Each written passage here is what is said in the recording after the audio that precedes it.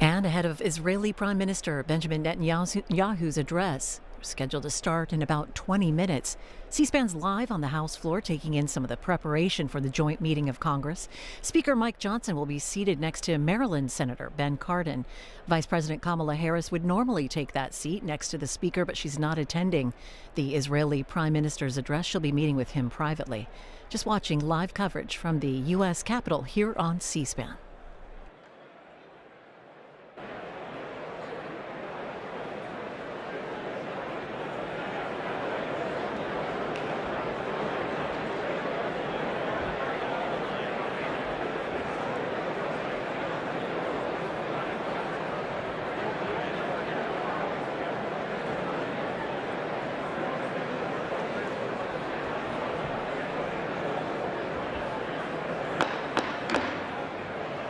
Come to order.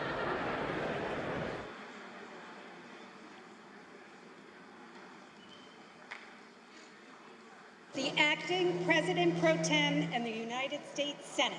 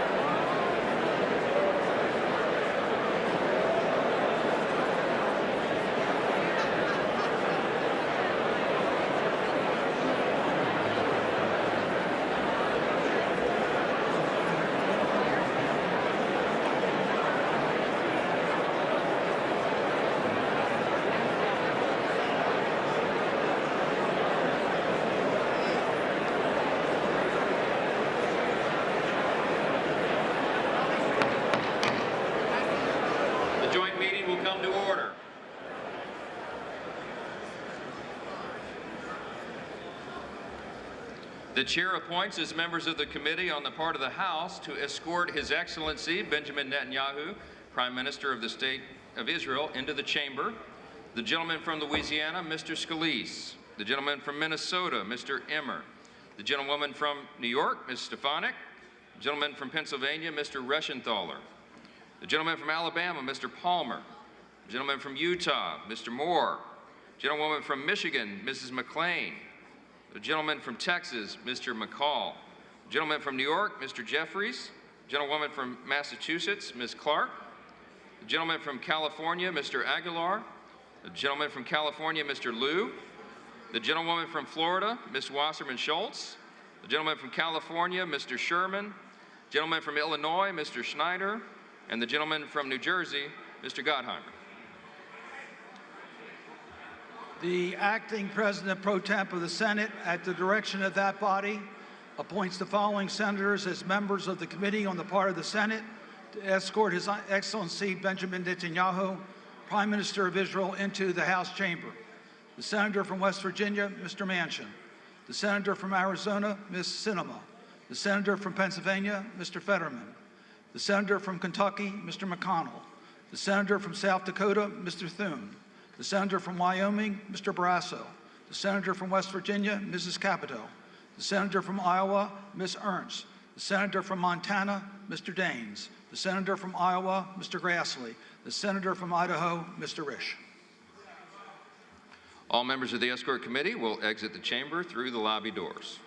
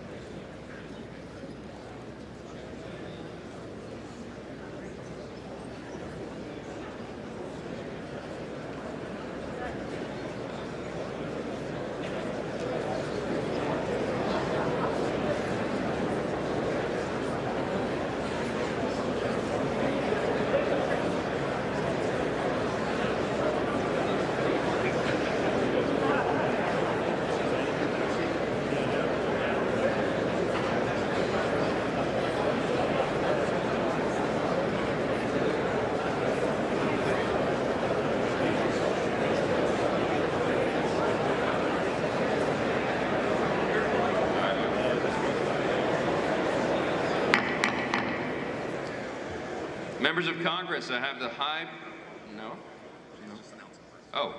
announcement. Mr. Speaker, the Dean of the Diplomatic Corps.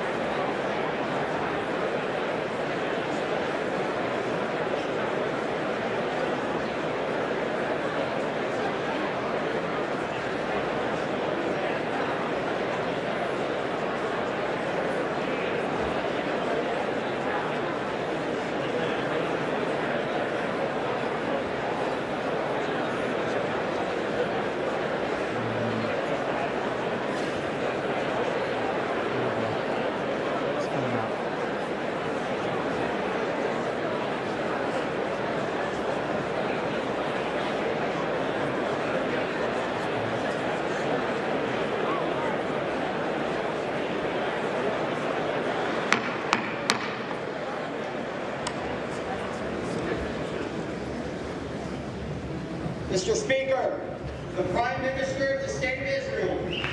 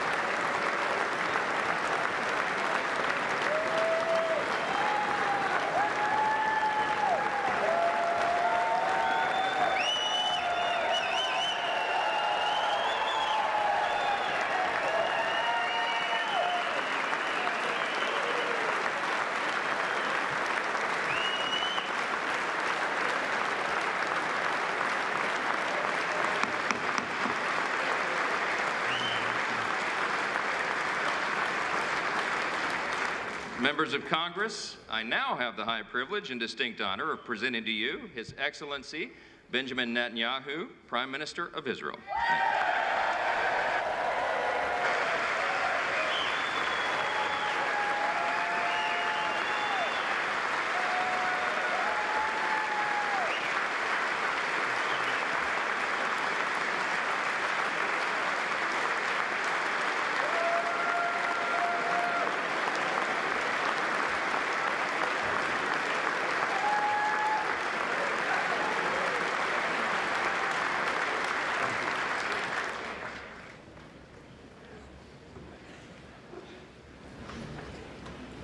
Speaker of the House, Mike Johnson,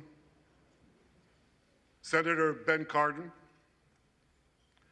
Minority Leader Hakeem Jeffries, Senate Majority Leader Chuck Schumer, Senate Minority Leader Mitch McConnell, Senators, members of Congress, distinguished guests. Mr. Speaker, I want to thank you for giving me the profound honor of addressing this great citadel of democracy for the fourth time.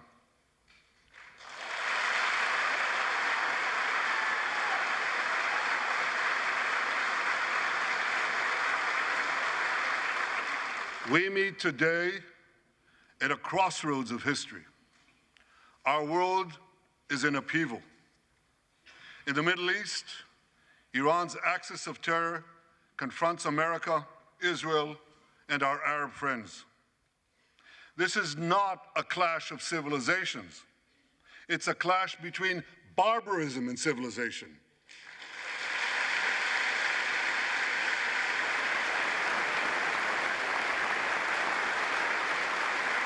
It's a clash between those who glorify death and those who sanctify life.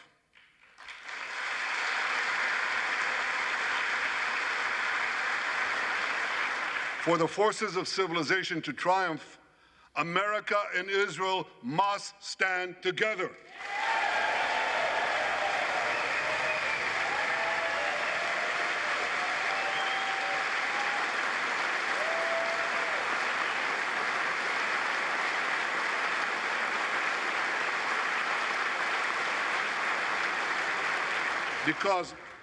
Because when we stand together, something very simple happens. We win, they lose.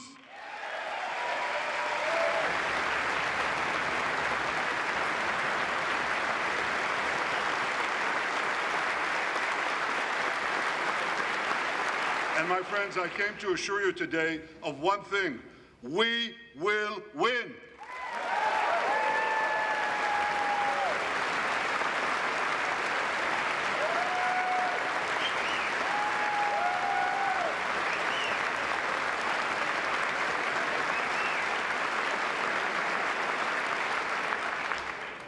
Ladies and gentlemen, like December 7th, 1941, and September 11th, 2001, October 7th is a day that will forever live in infamy. It was the Jewish holiday of Simchat Torah. It began as a perfect day, not a cloud in the sky.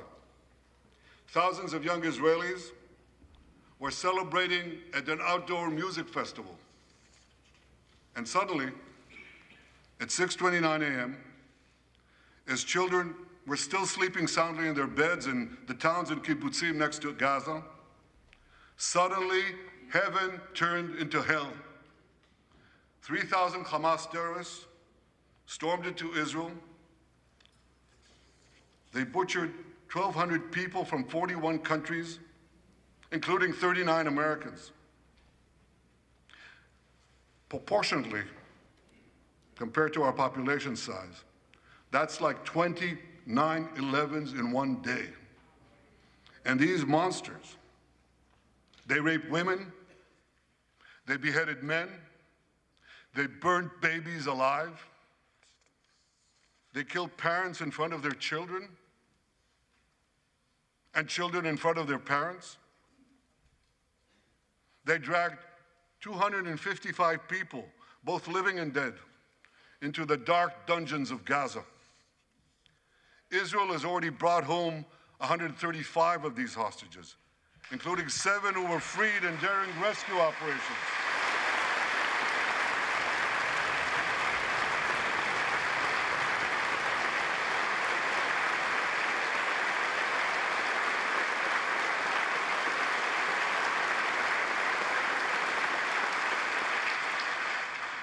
One of those freed hostages, Noor Gamani, is here in the gallery, sitting near my wife, Sarah. On the morning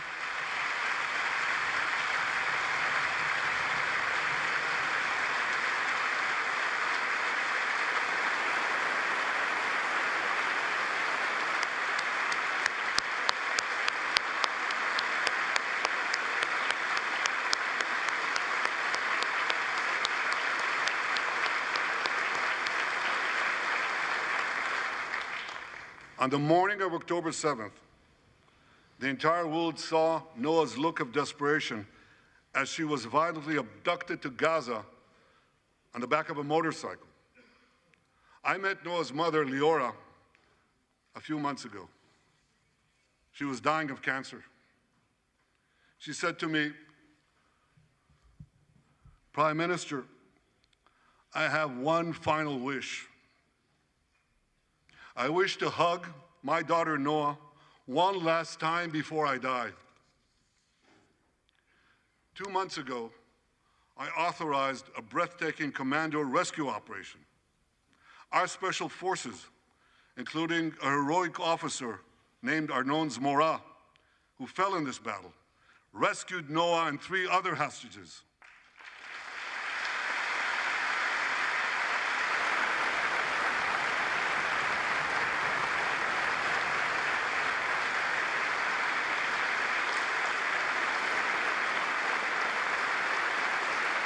Noah, I think it's one of the most moving things. When Noah was reunited with her mother, Leora, and her mother's last wish came true. Noah, we're so thrilled to have you with us today. Thank you.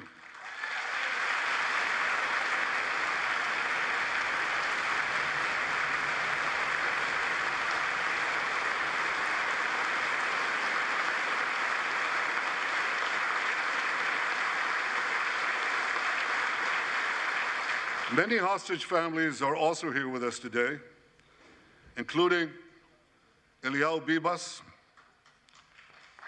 Eliyahu Bibas is the grandfather of those 2 beautiful red-headed boys, the Bibas boys, toddlers. And they were taken hostage with their mother and and Eliyahu's son. The entire family was taken hostage. 2 beautiful red-haired children taken hostage. What monsters.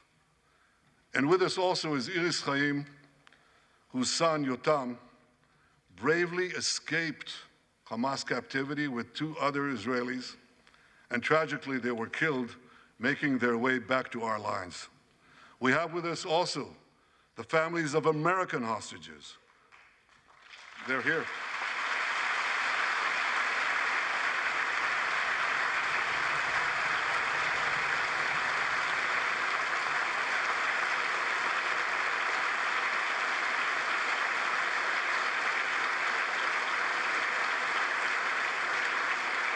The pain these families have endured is beyond words. I met with them again yesterday, and I promised them this: I will not rest until all their loved ones are home, all of them.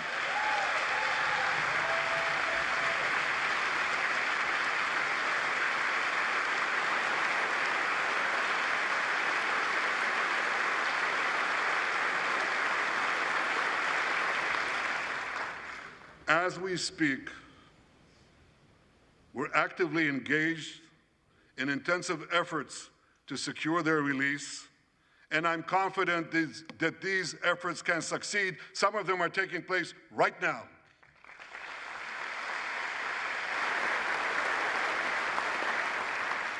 I want to thank President Biden for his tireless efforts on behalf of the hostages and for his efforts to the hostage families as well.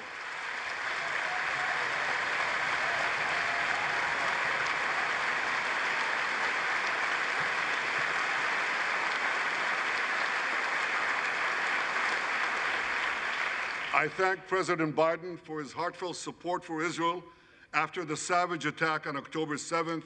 He rightly called Hamas sheer evil. He dispatched 2 aircraft carriers to the Middle East to deter a wider war. And he came to Israel to stand with us during our darkest hour, a visit that will never be forgotten.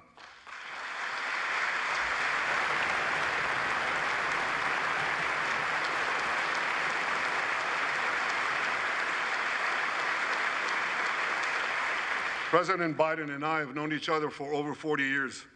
I want to thank him for half a century of friendship to Israel and for being, as he says, a proud Zionist. Actually, he says a proud Irish-American Zionist.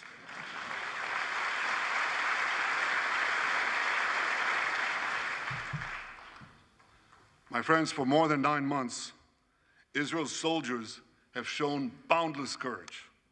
With us today,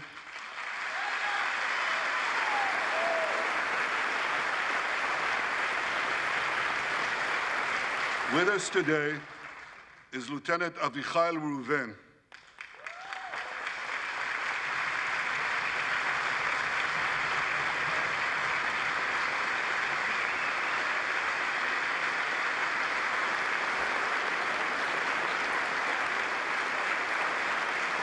Avichai is an officer in the Israeli paratroopers. His family immigrated to Israel from Ethiopia. In the early hours of October 7th, Avichai heard the news of Hamas's bloody rampage. He put on his uniform, grabbed his rifle, but he didn't have a car. So he ran 8 miles to the front lines of Gaza to defend his people.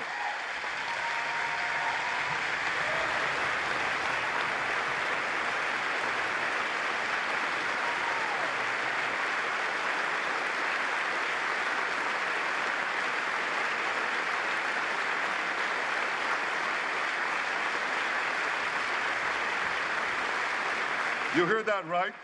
He ran 8 miles, came to the front lines, killed many terrorists, and saved many, many lives. Avichai, we all honor your remarkable heroism. Another Israeli is with us here today, and he's stand up right next to Avichai. This is Master Sergeant Ashraf al-Bakhiri.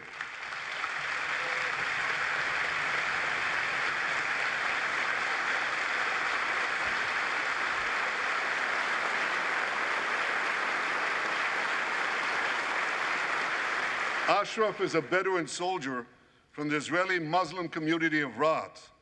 On October 7th, Ashraf too killed many terrorists. First, he defended his comrades in the military base, and he then rushed to defend the neighboring communities, including the devastated community of Kibbutz Be'eri. Like Ashraf,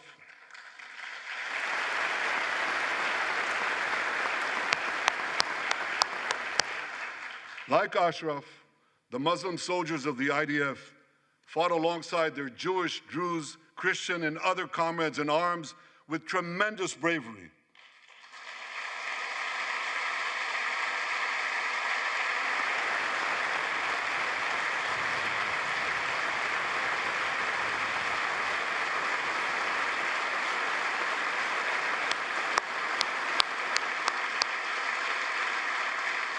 A third hero, Lieutenant Asa Sofer, is also here with us.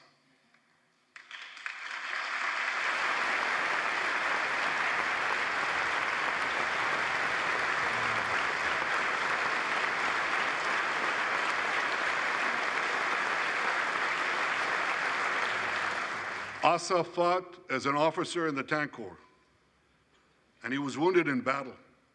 He was wounded in battle while protecting his fellow soldiers from a grenade. He lost his right arm and the vision in his left eye. He's recovering, and incredibly, within a short time, Asa will soon return to active duty as a commander of a tank company.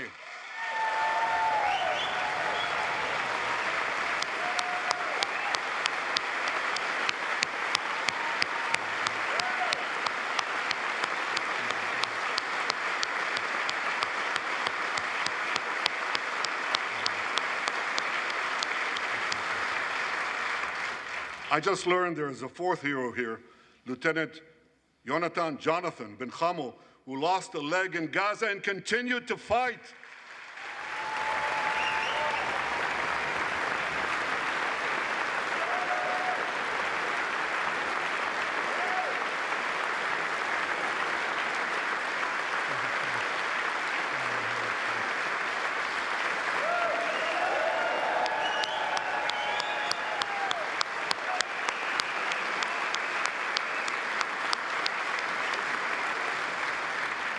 My friends, these are the soldiers of Israel, unbowed, undaunted, unafraid.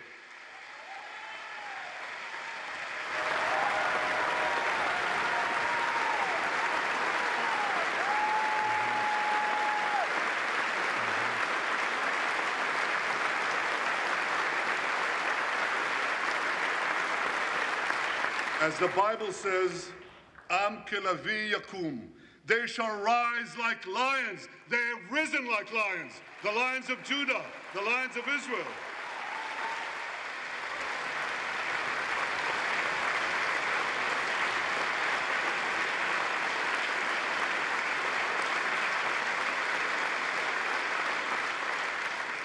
Ladies and gentlemen, the men and women of the IDF come from every corner of Israeli society, every ethnicity, every color, every creed, left and right, religious and secular. All are imbued with the indomitable spirit of the Maccabees, the legendary Jewish warriors of antiquity. With us today is Yechiel Leiter, the father of one of those Maccabees. Yechiel's father escaped the Holocaust and found refuge in America. As a young man, Yechiel moved to Israel and raised a family of 8 children. He named his eldest son, Moshe, after his late father. Moshe became an exemplary officer in one of our elite commando units. He served with distinction for 2 decades while raising 6 beautiful children of his own. On October 7th, Moshe volunteered to return to combat. 4 weeks later, he was killed when a booby-trapped mine exploded in a tunnel shaft right next to a mosque.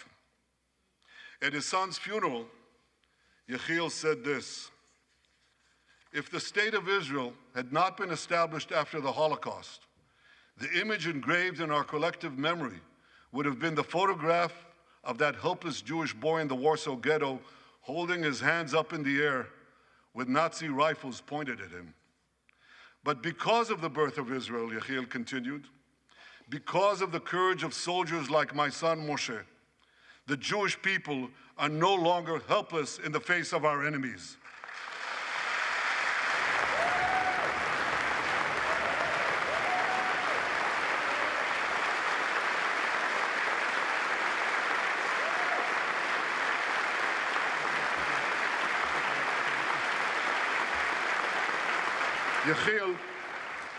Yechiel, please rise so we can honor your son's sacrifice. And I pledge to you and to all the bereaved families of Israel, some of whom are in this hall today, the sacrifice of your loved ones will not be in vain.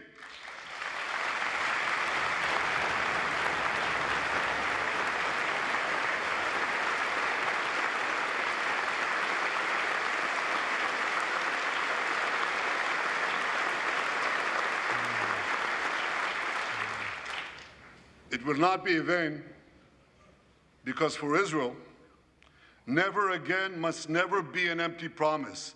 It must always remain a sacred vow. And after October 7th, never again is now.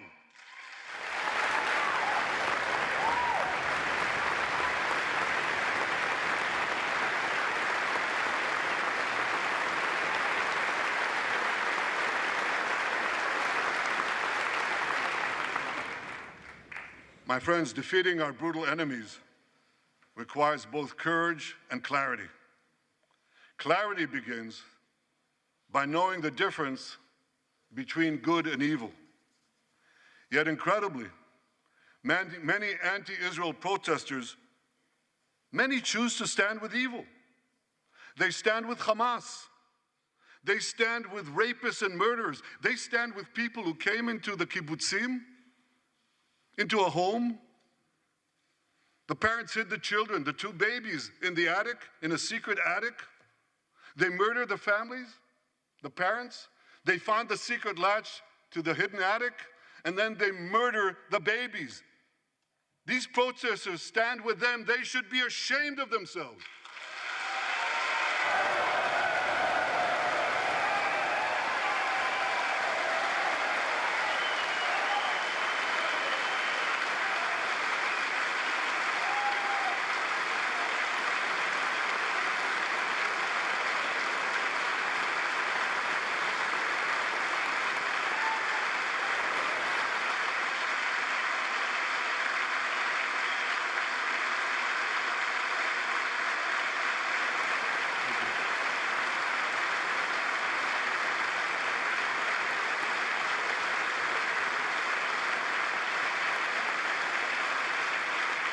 They refuse to make the simple distinction between those who target terrorists and those who target civilians, between the democratic state of Israel and the terrorist thugs of Hamas.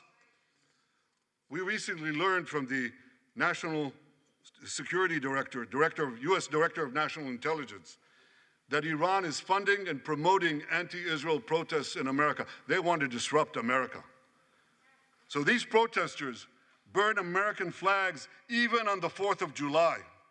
And I wish to salute the fraternity brothers at the University of North Carolina who protected the American flag against these anti-Israel protesters.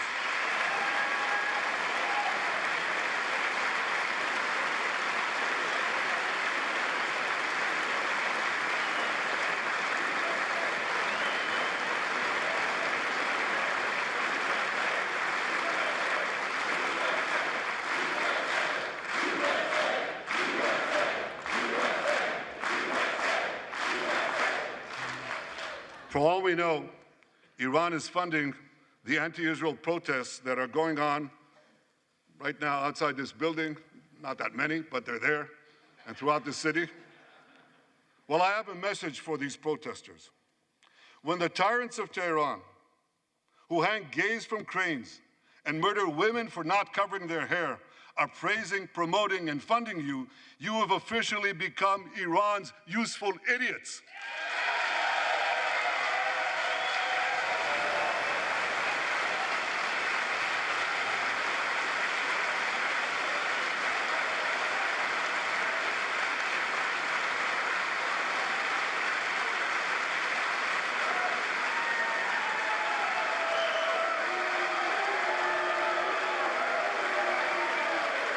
Some of these protesters, it's amazing, absolutely amazing. Some of these protesters hold up signs proclaiming gays for Gaza. They might as well hold up signs saying chickens for KFC.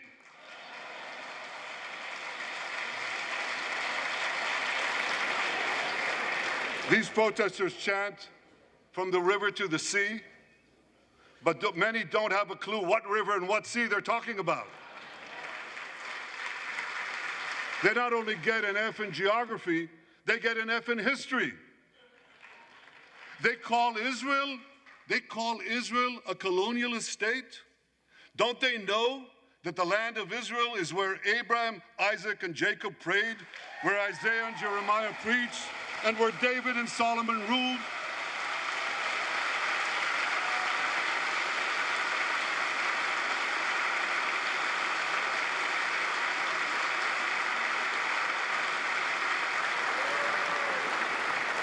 For nearly 4,000 years, the land of Israel has been the homeland of the Jewish people. It's always been our home. It will always be our home.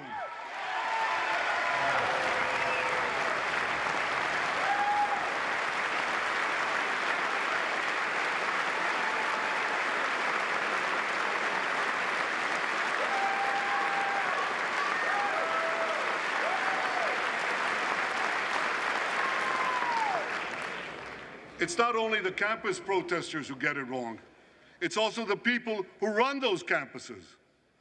80 years after the Holocaust, the presidents of Harvard, Penn, and I'm ashamed to say my alma mater, MIT, couldn't bring themselves to condemn the calls for the genocide of Jews. You remember what they said? They said, it depends on the context. Well, let me give these befuddled academics a little context.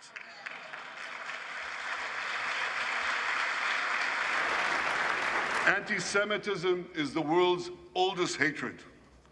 For centuries, the massacre of Jews was always preceded by wild accusations. We were accused of everything from poisoning wells to spreading plagues, to using the blood of slaughtered children to bake Passover matzahs. These preposterous anti-Semitic lies led to persecution, mass murder, and ultimately to history's worst genocide, the Holocaust. Now, just as malicious lies were leveled for centuries at the Jewish people, malicious lies are now being leveled at the Jewish state. No, don't applaud. Listen. The outrageous slanders that paint Israel as racist and genocidal are meant to delegitimize Israel, to demonize the Jewish state, and to demonize Jews everywhere. And no wonder we've witnessed an appalling rise of anti-Semitism in America and around the world. My friends, whenever and wherever we see the scourge of anti-Semitism, we must unequivocally condemn it and resolutely fight it, without exception.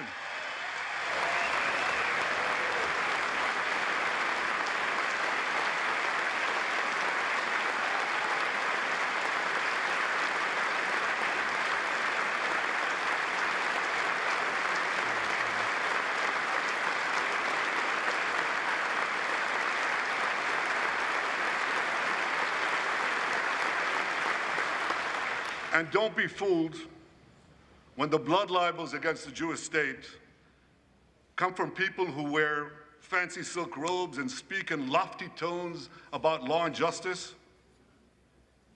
Here's a case in point.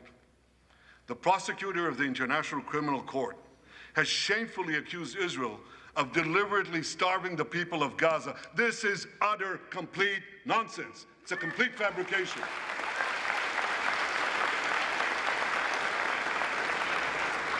Israel has enabled more than 40,000 aid trucks to enter Gaza. That's 500,000 tons of food, and that's more than 3,000 calories for every man, woman, and child in Gaza.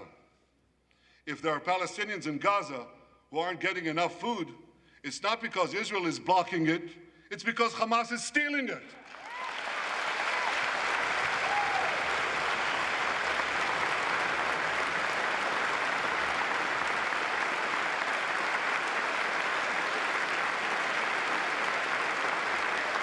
So much for that lie, but here's another. The ICC prosecutor accuses Israel of deliberately targeting civilians. What in God's green earth is he talking about? The IDF has dropped millions of flyers, sent millions of text messages, made hundreds of thousands of phone calls to get Palestinian civilians out of harm's way. But at the same time, Hamas does everything in its power to put Palestinian civilians in harm's way. They fire rockets from schools, from hospitals, from mosques. They even shoot their own people when they try to leave the war zone. A senior Hamas official, Fatri Hamad, boasted, listen to this, he boasted that Palestinian women and children excel at being human shields. His words, excel at being human shields. What monstrous evil. For Israel, every civilian death is a tragedy. For Hamas, it's a strategy.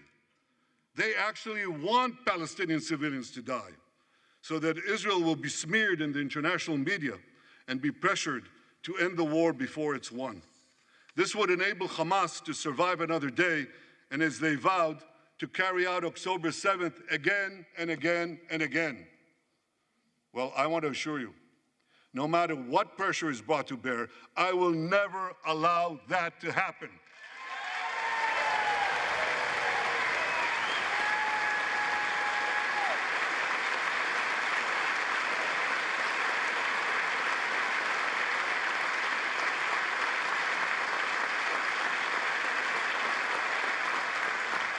The vast majority of Americans have not fallen for this Hamas propaganda. They continue to support Israel. And I want to say thank you, America, and thank you, senators and House members who continue to support us, continue to support Israel, continue to support the truth, and see through the lies. But as for the minority that may have fallen for Hamas's cons job, I suggest you listen to Colonel John Spencer. John Spencer is head of urban warfare studies at West Point. He studied every major urban conflict. I was going to say in modern history. He corrected me, no, in history. Israel, he said, has implemented more precautions to prevent civilian harm than any military in history and beyond what international law requires.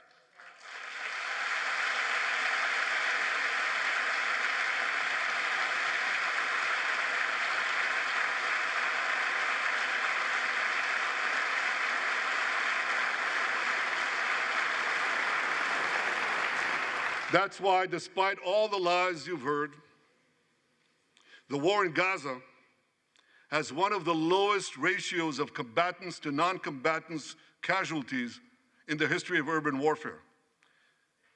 And you want to know where it's lowest in Gaza? It's lowest in Rafah. In Rafah. Remember what so many people said? If Israel goes into Rafah, there'll be thousands, maybe even tens of thousands of civilians killed. Well, last week, I went into Rafah. I visited our troops as they finished fighting Hamas's remaining terrorist battalions. I asked the commander there, how many terrorists did you take out in Rafah? He gave me an exact number, 1,203. I asked him, how many civilians were killed? He said, Prime Minister, practically none, with the exception of a single incident where shrapnel from a bomb hit a Hamas weapons depot and unintentionally killed 24 people. The answer is practically none. You want to know why? Because Israel got the civilians out of harm's way, something people said we could never do, but we did it.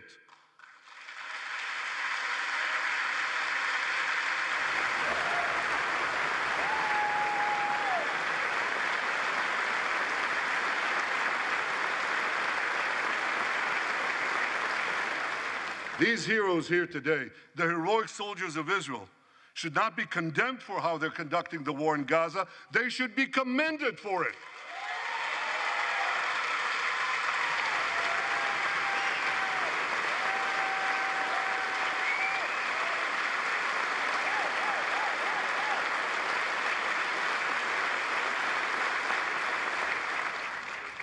I want to thank all of you here today who forcefully opposed the false accusations of the ICC and stood up for the truth. These lies are not only libelous, they're downright dangerous. The ICC is trying to shackle Israel's hands and prevent us from defending ourselves. And if Israel's hands are tied, America is next. And I'll tell you what else is next. The ability of all democracies to fight terrorism will be imperiled. That's what's on the line. So let me assure you, the hands of the Jewish state will never be shackled. Israel will always defend itself.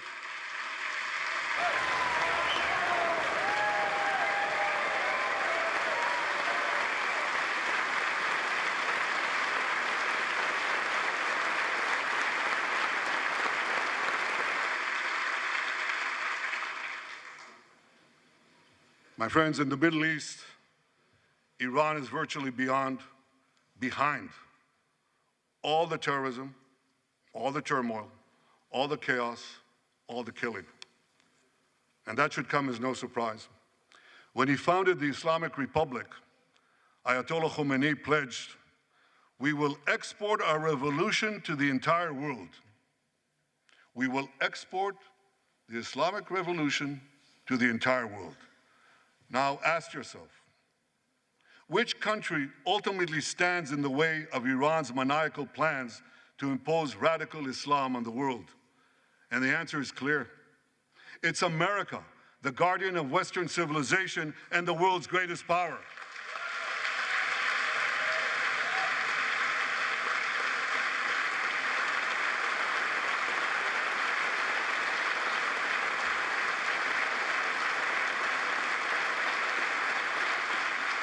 That's why Iran sees America as its greatest enemy. Last month, we heard a revealing comment, ostensibly about the war in Gaza, but about something else. It came from the foreign minister of Iran's proxy, Hezbollah, and he said this: "This is not a war with Israel. Israel," he said, "is merely a tool. The main war, the real war, is with America." Iran's regime has been fighting America from the moment it came to power. In 1979, it stormed the American embassy. It held scores of Americans hostage for 444 days. Since then, Iran's terrorist proxies have targeted America in the Middle East and beyond. In Beirut, they killed 241 US servicemen. In Africa, they bombed American embassies. In Iraq, They supplied explosives to maim and kill thousands of American soldiers. In America, they actually sent death squads. They sent death squads here to murder a former Secretary of State and a former National Security Advisor. And as we recently learned, they even brazenly threatened to assassinate President Trump. But Iran understands that to truly challenge America, it must first conquer the Middle East. And for this, it uses its many proxies, including the Houthis, Hezbollah, and Hamas. Yet in the heart of the Middle East, standing in Iran's way, is one proud pro-American democracy, my country, the State of Israel.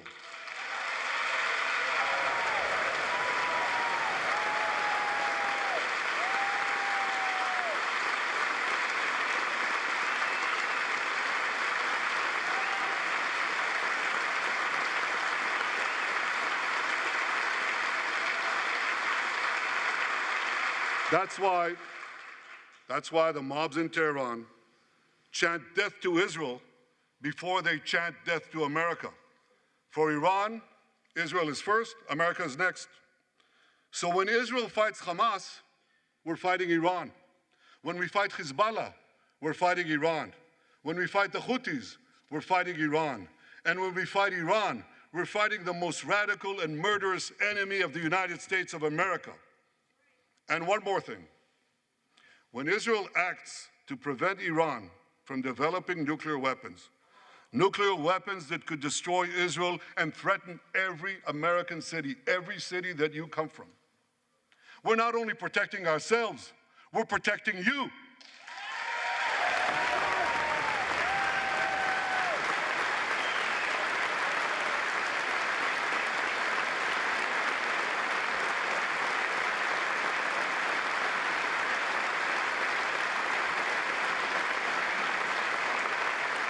My friends, if you remember one thing from the speech, remember this. Our enemies are your enemies. Our fight is your fight, and our victory will be your victory.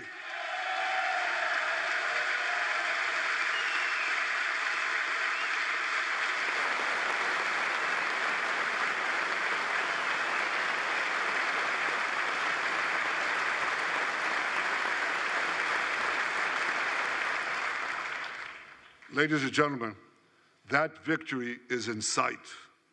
Israel's defeat of Hamas will be a powerful blow to Iran's axis of terror. Another part of that axis, Hezbollah, attacked Israel on October 8th, a day after the Hamas attack.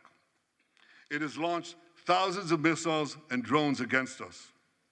80,000 of our citizens in northern Israel evacuated their homes, becoming effectively refugees in their own land. We are committed to returning them home. We prefer to achieve this diplomatically. But let me be clear.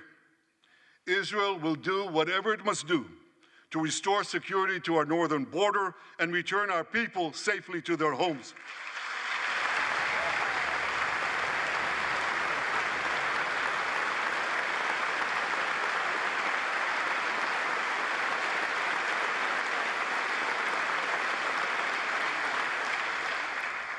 Last Friday, a third Iranian proxy, the Houthis, attacked Tel Aviv with a deadly drone.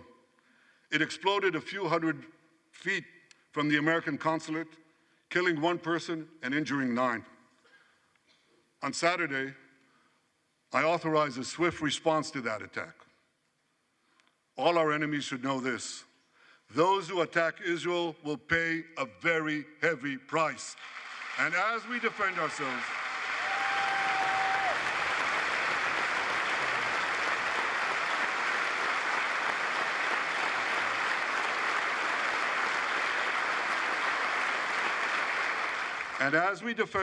on all fronts, I know that America has our back. And I thank you for it. All sides of the aisle, thank you.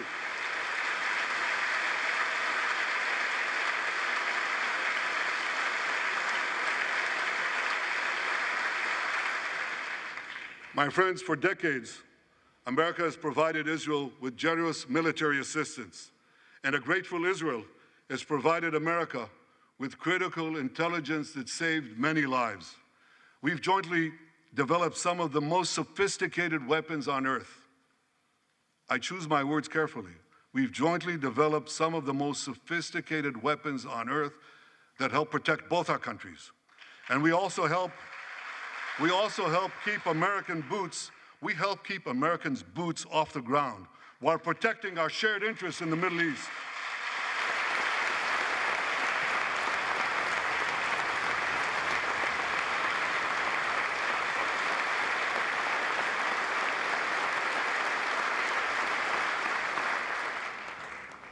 I deeply appreciate America's support, including in this current war.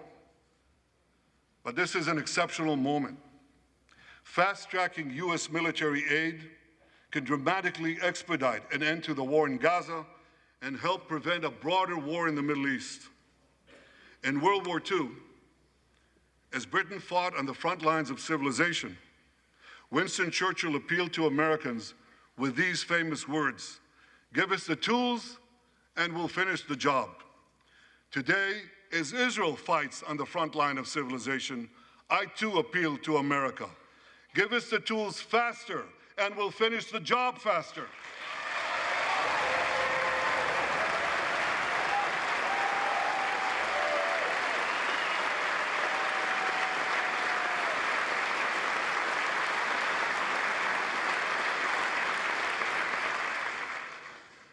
My dear friends, the war in Gaza could end tomorrow if Hamas surrenders, disarms, and returns all the hostages.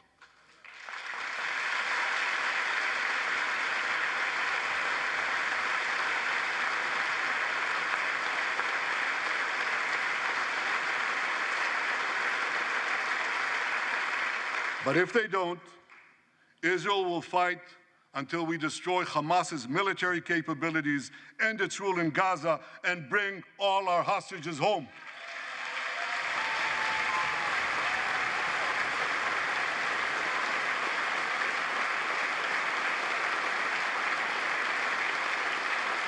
That's what total victory means, and we will settle for nothing less.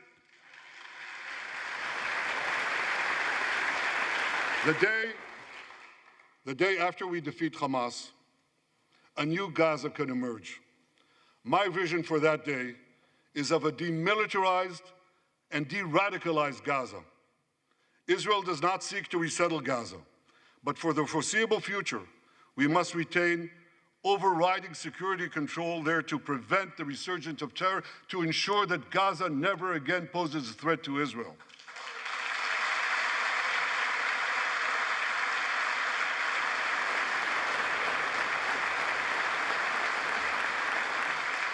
Gaza should have a civilian administration run by Palestinians who do not seek to destroy Israel. That's not too much to ask. It's a fundamental thing that we have a right to demand and to receive.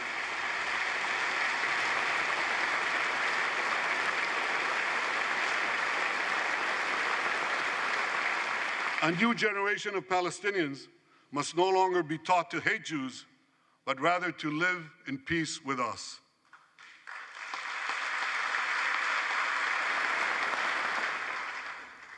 Those twin words, demilitarization and de-radicalization, those two concepts were applied to Germany and Japan after World War II, and that led to decades of peace, prosperity, and security. Following our victory, with the help of regional partners, the demilitarization and de-radicalization of Gaza can also lead to a future of security, prosperity, and peace. That's my vision for Gaza.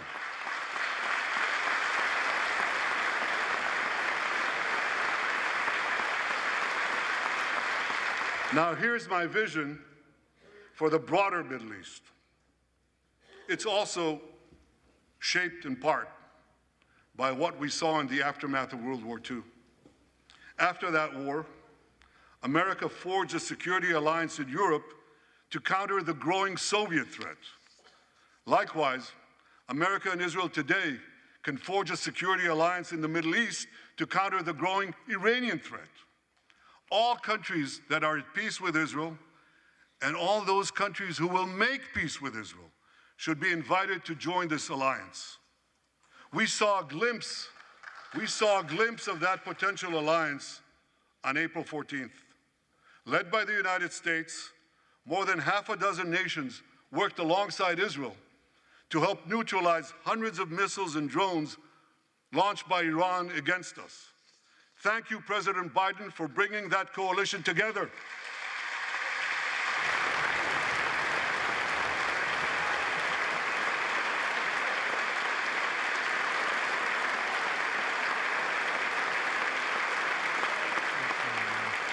The new alliance I envision would be a natural extension of the groundbreaking Abraham Accords. Those accords saw peace forged between Israel and 4 Arab countries, and they were supported by Republicans and Democrats alike. We could call, I have a name for this new alliance. I think we should call it the Abraham Alliance.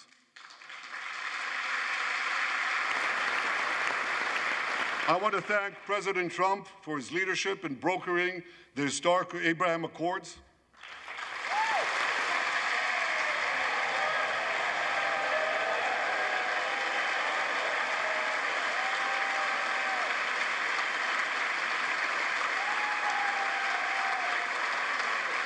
Like Americans, Israelis were relieved that President Trump emerged safe and sound from that dastardly attack on him, dastardly attack on American democracy. There is no room for political violence in democracies.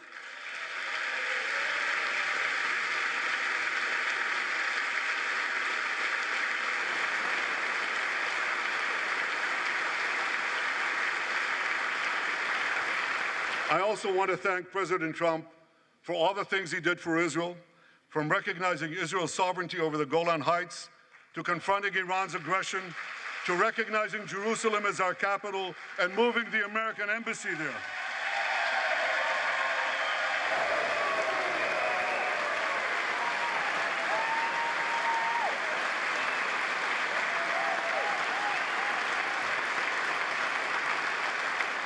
That's Jerusalem, our eternal capital, never to be divided again.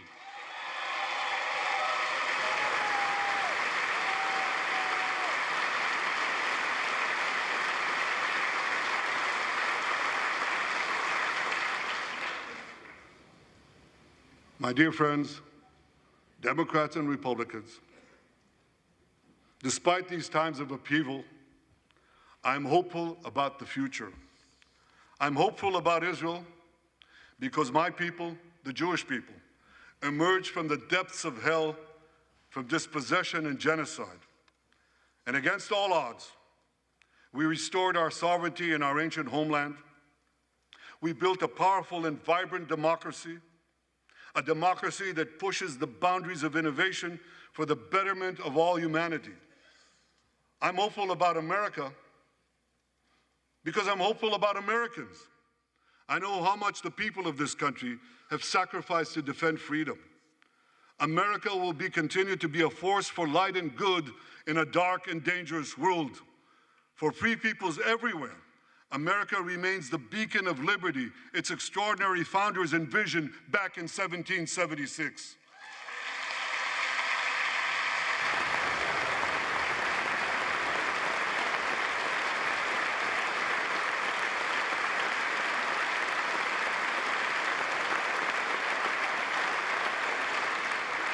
Working together, I'm confident that our two nations will vanquish the tyrants and terrorists who threaten us both.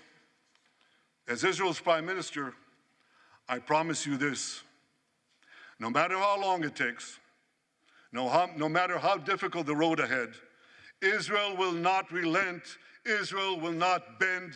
We will defend our land, we will defend our people, we will fight until we achieve victory. Victory over liberty, rather victory of liberty over tyranny, victory of life over death, victory of good over evil. That's our solemn commitment.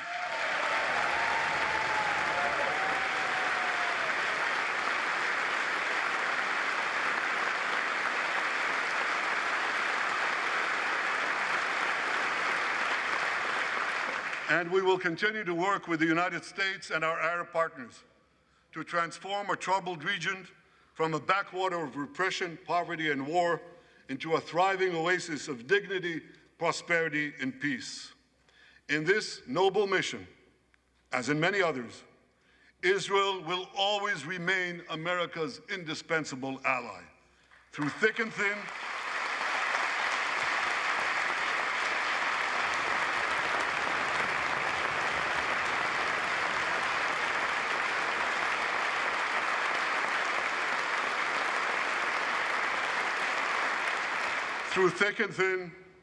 in good times and in bad, Israel will always be your loyal friend and your steadfast partner. On behalf of the people of Israel, I came here today to say thank you, America. Thank you for your support and solidarity. Thank you for standing in Israel, with Israel, in our hour of need. Together we shall defend our common civilization. Together we shall secure a brilliant future for both our nations.